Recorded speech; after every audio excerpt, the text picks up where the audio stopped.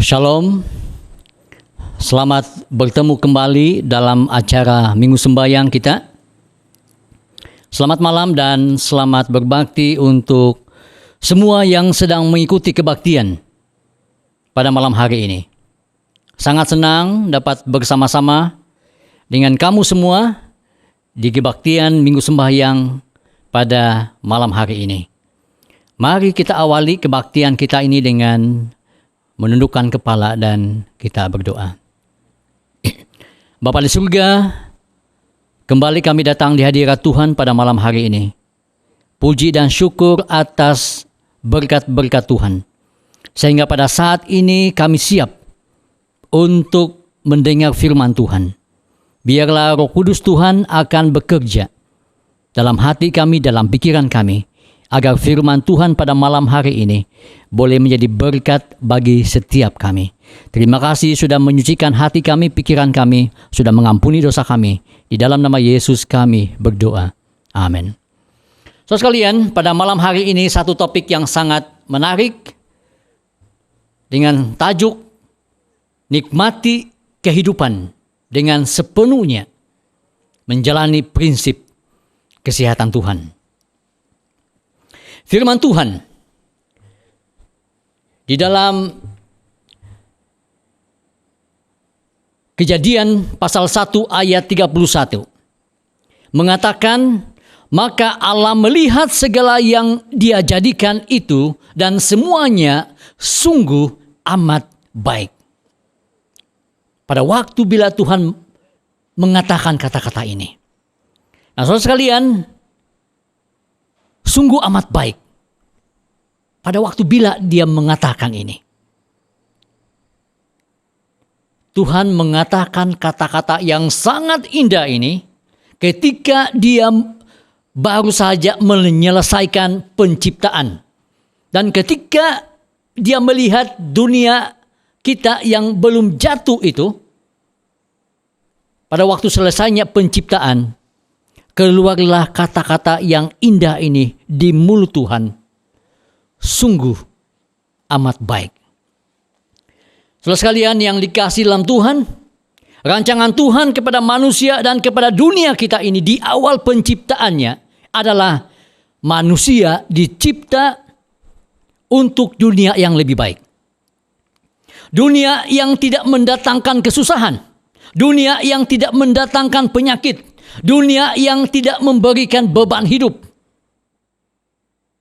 Seterusnya apa rancangan Tuhan kepada manusia? Manusia dicipta untuk kehidupan yang lebih baik. Hidup yang sempurna. Hidup yang tidak ada kesakitan. Hidup yang tidak ada penderitaan. Hidup yang tidak ada rasa amarah. Tidak ada kebencian, tidak ada iri hati. Hidup yang penuh dengan kasih. Dan juga hidup yang tanpa mengalami kematian. Inilah sebenarnya rancangan Tuhan kepada kita manusia sejak penciptaan. Tetapi ketika manusia memilih untuk melanggar perintah Tuhan, memilih untuk jatuh ke dalam dosa, maka yang tadinya Tuhan mengatakan sungguh amat baik, sekarang bertukar kepada sungguh amat tidak baik. Sejak itu, sejak kejatuhan manusia ke dalam dosa, sejak mereka Adam dan Hawa lebih mendengar kata-kata setan daripada mendengar kata-kata Tuhan, kisah manusia telah menjadi sebuah kisah yang menyedihkan, yang penuh dengan kesakitan, yang penuh dengan penderitaan. Malah kematian menjadi perkara yang tidak dapat dihindari. Saudara sekalian yang dikasihi dalam Tuhan, akan tetapi walaupun seperti itu keadaannya, ada kabar baik untuk kita pada malam hari ini. Bahwa Tuhan tidak meninggalkan kita.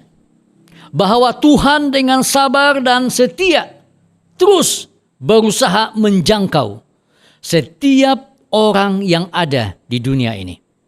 Keinginan Tuhan, kemahuan Tuhan agar dunia kita ini dan hidup kita ini yang tadinya menjadi sungguh amat tidak baik akan kembali menjadi sungguh amat baik. Dan bila ini akan kita terima, bila ini akan kita dapat rasakan pada waktu kedatangan Tuhan Yesus yang kedua kali, saudara sekalian. Saat ini setan berada di dalam sebuah misi untuk menyerang segala sesuatu yang merupakan milik Tuhan. Apa yang menjadi milik Tuhan? Semua yang Tuhan ciptakan adalah milik Tuhan. Semua yang baik adalah milik Tuhan. Semua kehidupan itu adalah milik Tuhan. Saudara sekalian yang dikasihi dalam Tuhan, kita sedang hidup di tengah-tengah kontroversi yang besar antara Yesus dan setan, antara kebaikan dan kejahatan, antara hidup dan mati. Yesus berusaha untuk menyelamatkan, sementara setan berusaha untuk membinasakan. Kita semua telah menjadi mangsa serangan setan. Tidak ada satupun di antara kita yang tidak terlepas dengan serangan setan. Firman Tuhan mengatakan di dalam Yesaya 53 ayat yang ke-6, firman Tuhan mengatakan kita semua telah tersasar dan berjalan mengikut cara kita sendiri. Bukan mengikut cara Tuhan, tetapi mengikut cara kita sendiri. Ini yang firman Tuhan katakan di dalam Yesaya 53 ayat yang ke-6. Kemudian di dalam Lukas 19 ayat 10. Ayat ini satu ayat yang sangat menghiburkan. Dikatakan bahwa Yesus berkata, "Aku datang supaya manusia mempunyai hidup, bahkan mempunyai hidup yang berlimpah-limpah."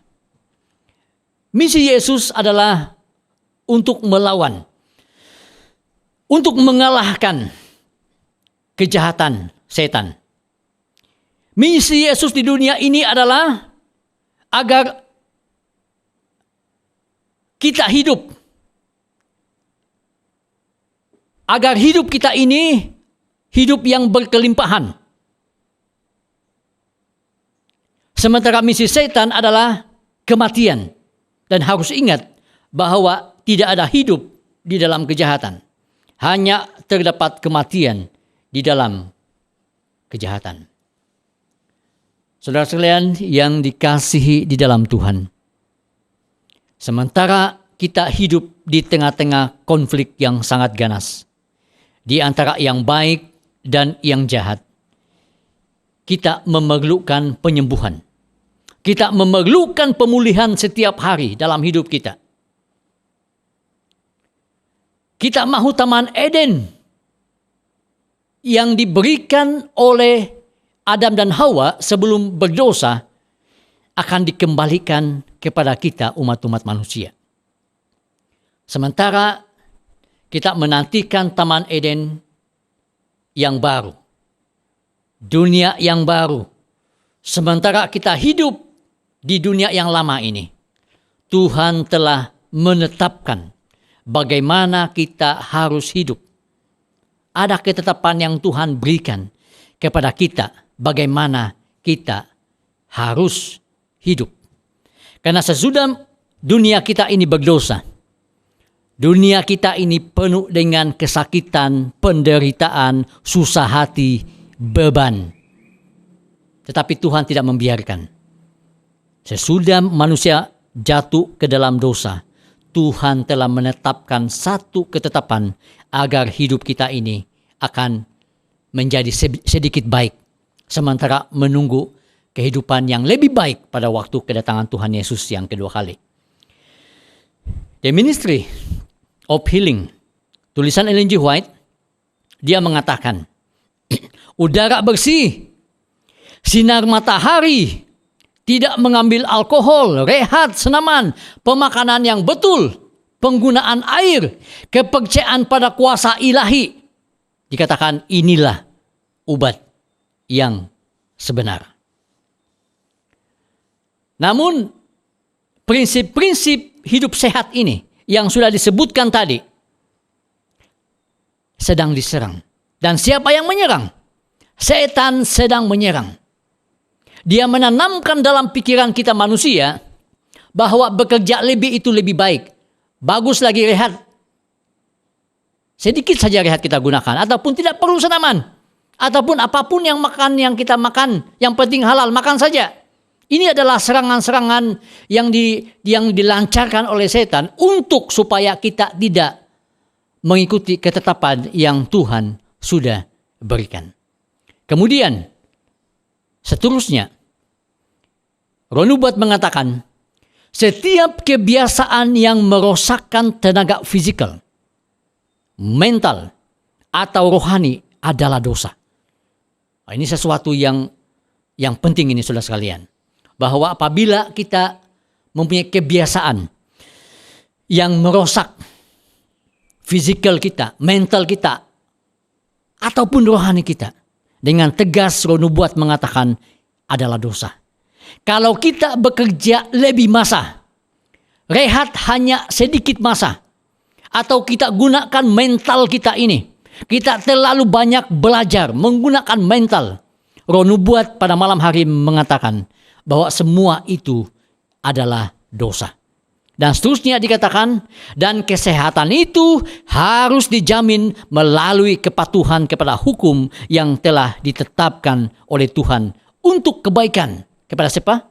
Kepada semua umat manusia.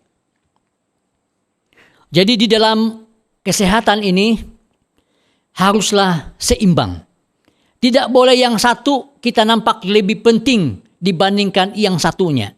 Barangkali daripada segi pemakanan yang betul, kita rasa barangkali pemakanan yang betul ini kita titik beratkan lebih berat tentang pemakanan yang betul. Kita makan buah-buahan banyak, kita makan sayur-sayuran yang banyak, itu baik. Tetapi kalau kita mengabaikan yang satu, contohnya senaman, kita vegetarian tapi tanpa senaman, kita juga sudah melanggar tentang ketetapan yang Tuhan berikan. Jadi dari segi kesehatan ini, untuk menikmati hidup sesuai dengan tajuk pelajaran kita, haruslah hukum kesehatan itu harus dilakukan dengan seimbang, tanpa mengambil satu persatu yang sesuai dengan keadaan diri kita. Kemudian Ronubat meneruskan penulisannya, dikatakan, biarlah dia dijelaskan dengan sejelasnya bahwa jalan Tuhan itu adalah cara hidup. Tuhan telah menetapkan hukum alam. Akan tetapi hukum-hukumnya bukanlah tindakan yang sewenang-wenangnya. Setiap jangan, sama ada dalam hukum-hukum fisikal atau moral, tersirat janji. Sekiranya kita mematuhi, berkat akan mengikuti langkah kita.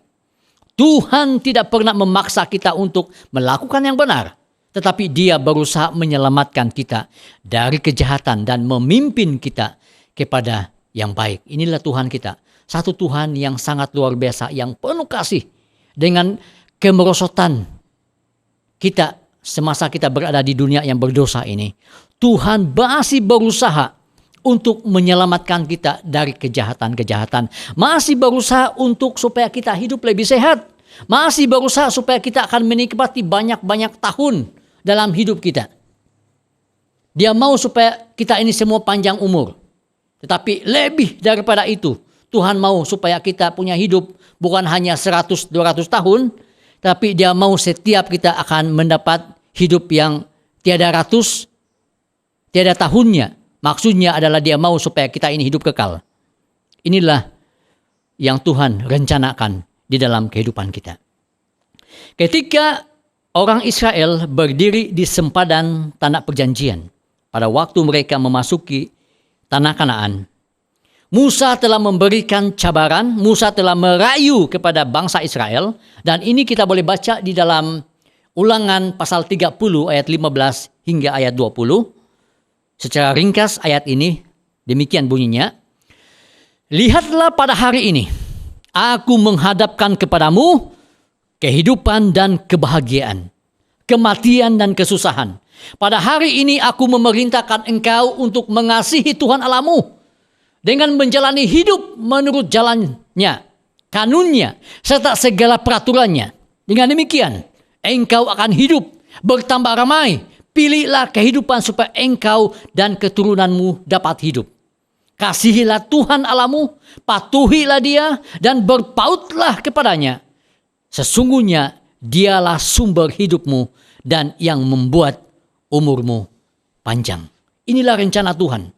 Dia mau supaya kita dapat menikmati kehidupan dengan sepenuhnya. Sesuai dengan tajuk pelajaran pada malam hari ini. Menjalani prinsip kesehatan Tuhan. Ketetapan Tuhan. Kalau kita mengikuti ketetapan Tuhan itu, maka kita akan dapat menikmati semaksimal mungkin kehidupan kita di dunia ini. Saudara sekalian, sebagai kesimpulan pelajaran pada malam hari ini. Pada hari ini, kita sedang berdiri di satu sempadan tanah perjanjian. Kita hidup pada hari-hari terakhir sebelum menjelang kedatangan Tuhan Yesus yang kedua kali. Cabaran dan rayuan untuk kita sekarang ini dan pada malam hari ini dan setiap hari adalah kasihilah Tuhan, dengarkanlah suaranya, berjalanlah dalam ketaatan dan berpegang teguh kepadanya, maka kita akan tahu apa yang baik dan kita dapat memilih hidup. Biarlah dalam kehidupan kita setiap hari bersama dengan keluarga kita dapat menikmati kehidupan dengan sepenuhnya. Dengan cara apa? Malam hari ini menekankan dengan cara menjalani prinsip kesehatan Tuhan. Terima kasih dan Tuhan memberkati kita. Mari kita tutup firman Tuhan ini dengan menundukkan kepala sekali lagi dan kita akan berdoa. Bapa yang bersemayam di dalam kerajaan surga, terima kasih Tuhan pada malam hari ini. Firman-Mu telah mengingatkan kepada kami bagaimana kami dapat menikmati kehidupan yang sepenuhnya, semaksimal yang mungkin, yaitu menjalani prinsip kesehatan yang Tuhan sudah tetapkan bagi setiap kami. Biarlah tolong kami Tuhan, supaya kami dapat melakukan yang terbaik dalam melakukan setiap prinsip-prinsip kesehatan. Istirahat yang cukup. Begitu juga dengan senaman, pemakanan yang betul Tuhan. Tidak mengambil bahan-bahan yang memudarat, membinasakan tubuh badan ini. Sehingga kami dapat menikmati hidup yang baik. Sementara kami akan menanti kehidupan yang jauh lebih baik pada waktu kedatangan Tuhan Yesus yang kedua kali. Terima kasih atas janji berkat yang Tuhan sudah berikan bagi kami pada malam hari ini. Berkati setiap yang sudah mendengarkan ini Tuhan. Dan terima kasih juga karena Engkau setia bersama-sama dengan kami sepanjang kebaktian kami ini. Karena doa ini kami panjatkan hanya di dalam nama Yesus yang menjadi Tuhan dan Juru Selamat kami. Amin.